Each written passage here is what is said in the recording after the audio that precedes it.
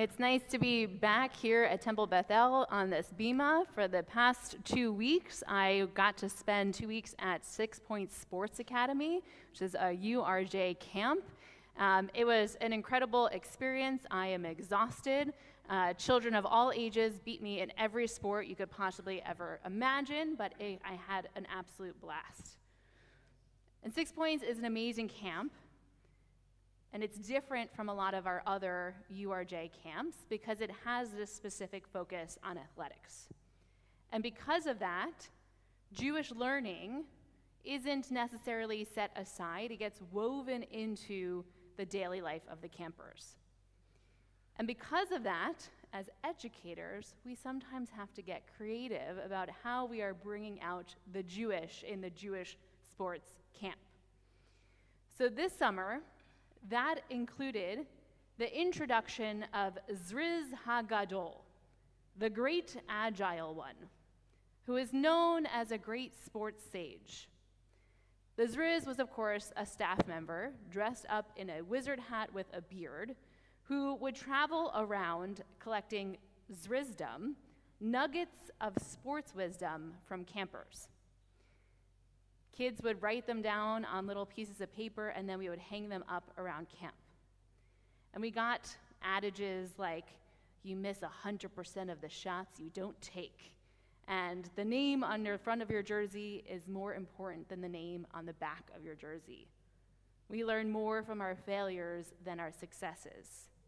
And of course, there is no I in team. And what I loved about Zrizdom is that these lessons extend far beyond the court or the field.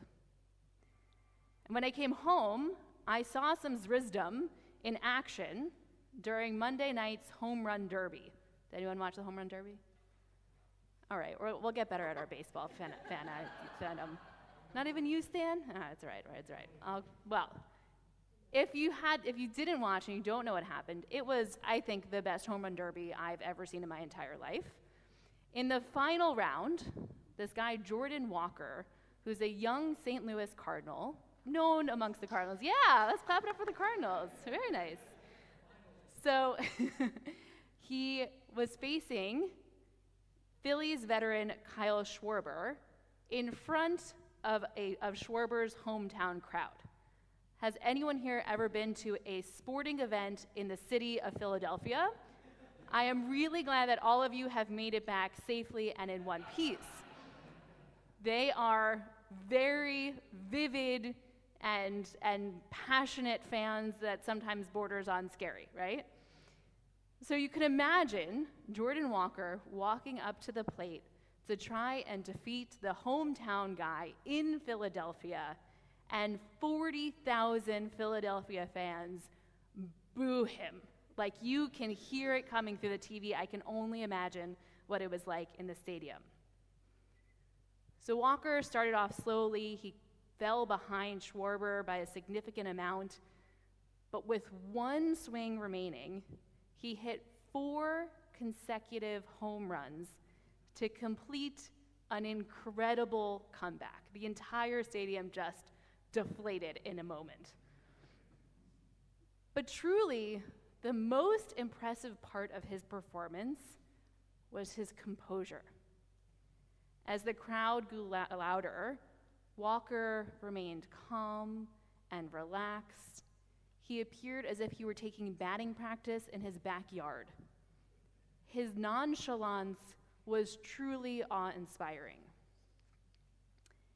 Afterward, Walker said that he was simply having fun.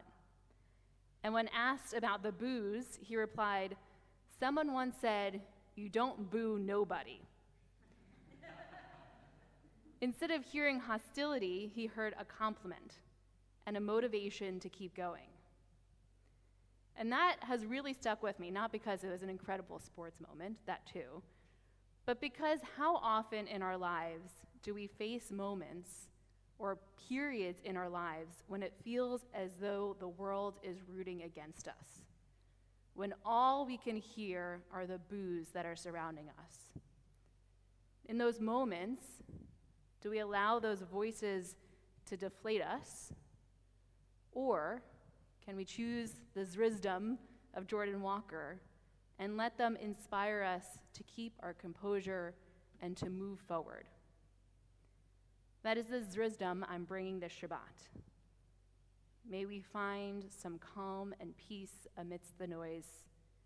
May we remain focused on what truly matters and never forget to find the joy even in the tough moments.